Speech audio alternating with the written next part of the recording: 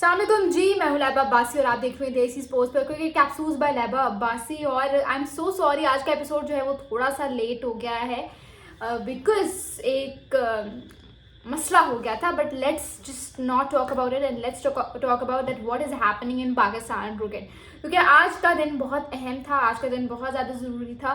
उसकी वजह यह है कि पाकिस्तान ने जो है वो पाकिस्तान क्रिकेट बोर्ड ने वेस्ट इंडीज़ के टूर के लिए, whether you talk about the ODIs और T20s, Pakistan have announced the squad for the respective tours. ठीक है, चाहे ओडीआई का भी और T20 का भी, उसके बारे में बात करेंगे।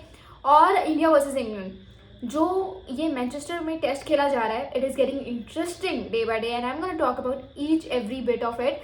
So for that you need to subscribe this YouTube channel and press the bell icon to never miss any video from our side. लेकिन उसके बारे में हम आज बात नहीं करेंगे, क्योंकि अगर आज के एपिसोड में उसके बारे में बात की तो आज का एपिसोड बहुत ज़्यादा लंबा हो जाएगा. सो लेट्स टॉक अबाउट के स्क्वाड्स में क्या हो रहा है यार. बाबर आजम, मोहम्मद रिजवान और शाहीन शाह अफरीदी के जो है वो पाकिस्तान क्रिकेट टीम में वापसी हुई है, लेकिन not in such a good way. Like ODIs में हुई है, T20s में नहीं हुई है. ठीक है, इट्स गुड. अगर आपने T20 में वापसी नहीं करवानी, इट्स योर चॉइस, आप लोगों की अपनी मर्जी है. अगर आप लोगों ने नहीं करवानी बाबर आजम और मोहम्मद रिजवान की वापसी, या अगर सिर्फ बाबर आजम की भी वापसी होती T20s में, तो that was also okay. But Pakistan cricket board अगर नहीं करवा रहा तो उनका अपना कोई रद्द अमल होगा, कोई सोच होगी, कोई स्ट्रेटजी होगी जो वो लोग सोच रहे होंगे. And since that is the reason that they are not giving Babar Azam and Mohammad Rizwan a chance in the T20 side of Pakistan. लेकिन ओडीआई में इन तीनों की वापसी हुई है. शाहीन शाह अफरीदी तो T20 में भी वापस आए हैं. लेकिन जो एक बड़ी चीज़ है that everyone is talking about, that is कि भाई सलमान मिर्जा ने 7 विकेटें निकाली विद द न्यू बॉल. ठीक है, अगेंस्ट बांग्लादेश. उस टूर पे इतना, मतलब जहाँ पे पूरी टीम इतना बुरा परफॉर्म कर रही थी, Salman Mirza was one player who made the difference. ठीक है, और बहुत ज़बरदस्त उसका डेब्यू था. तो भाई सलमान मिर्जा को क्यों नहीं चांस दिया? इतनी ज़बरदस्त इकॉनमी के साथ बॉलिंग की, averaging so well with the ball, तो क्यों नहीं सलमान मिर्जा को किया? अच्छा, अब there are like lots of reasons that are coming up into my mind कि भाई ये वजह हो सकती है सलमान मिर्जा को पिक ना करने की. यार देखो, बांग्लादेश और West Indies kind of different venues हैं, डिफरेंट ऑपोजिशंस हैं. And I think Pakistan Cricket Board is now, or the selection committee is now coming up with a strategy कि यार लाइक टू लाइक रिप्लेसमेंट्स बनाओ. अब आपको याद होगा जब साइम अयूब इंजर हो गए थे चैंपियंस ट्रॉफी में, उससे पहले तो उनकी लाइक टू लाइक रिप्लेसमेंट नहीं मिल रही थी. लाइक थे रिप्लेसमेंट्स, ऐसा नहीं है कि नहीं थे, लेकिन इमामुल हक टाइप प्लेयर्स, ठीक है, जो कि साइम अयूब से बिल्कुल डिफरेंट, बिल्कुल मुख्तलिफ है. तो मुझे जो मेरे माइंड में इस वक्त चीज़ चल रही है वो ये है कि शायद पाकिस्तान की जो सिलेक्शन कमेटी है वो एक अब ये स्ट्रेटजी सोच रहे हैं कि यार अगर लाइक टू लाइक रिप्लेसमेंट्स बनानी है तो फिर ज़रूरी नहीं है कि एक ही प्लेयर को चांस दो. अब मुझे ये लग रहा है, जहाँ तक मैंने एनालाइज किया है और जहाँ तक मेरी सोच मुझे इजाज़त देती है सोचने को, वो ये है कि भाई देखो, अब शाहीन भी नए बॉल के साथ बहुत इफेक्टिव है, बल्कि मुझे तो लगता है वो है ही नए बॉल के साथ इफेक्टिव है. और सलमान मिर्ज़ा ने भी नए बॉल के साथ ही अपना जादू दिखाया है. तो मुझे ये लग रहा है कि सलमान मिर्ज़ा, अब जब सलमान मिर्ज़ा बांग्लादेश के अगेंस्ट खेल रहे थे तो उस वक्त सिलेक्शन बोर्ड ने कहा था शाहीन शाह अफरीदी को कि तुम रेस्ट करो अपनी फिटनेस पे काम करो and you need to work on your bowling, ये सारा सिस्टम. तो वो शाहीन शाह अफरीदी को उन्होंने वहाँ पे थोड़ा सा टाइम दिया हुआ था, थोड़ा एज दिया हुआ था कि भाई तुम ये वाला अपना एरिया निपटा लो.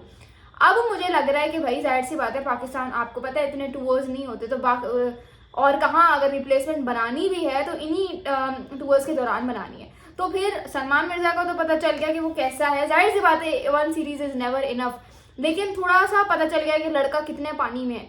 तो फिर मुझे लगता है कि सलमान मिर्जा को जो है अब साइड पे किया गया वेस्ट इंडीज़ टूर के लिए, और शाहीन शाह अफरीदी को कॉल अपॉन किया गया है ये देखने के लिए कि भाई देखें शाहीन शाह अफरीदी अब क्या उस तरह से उस रिदम में बॉलिंग कर सकते हो. जाहिर सी बात है यार, मानो ना मानो कंपेटिटिवनेस होती है.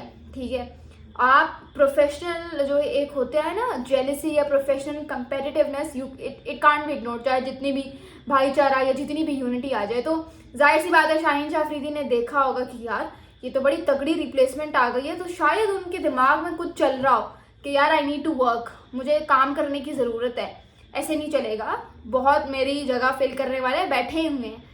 तो मुझे लगता है कि ये शायद सलमान और शाहीन वाला सीन हो गया कि सलमान और सलमान की like to like replacement Shaheen, Shaheen की like to like replacement Salman. तो चांस देने के लिए शाहीन को सलमान को साइड पे किया गया, you can't sick it dropped, ठीक है। आप similarly it goes with Haris Rauf and Abbas Afridi, you know, like to like replacements. And Naseem Shah का आप कर लो हसन अली के साथ। तो मुझे लगता है कि ये इस तरह से जो है ना अब हमारी सिलेक्शन कमेटी सोच रही है।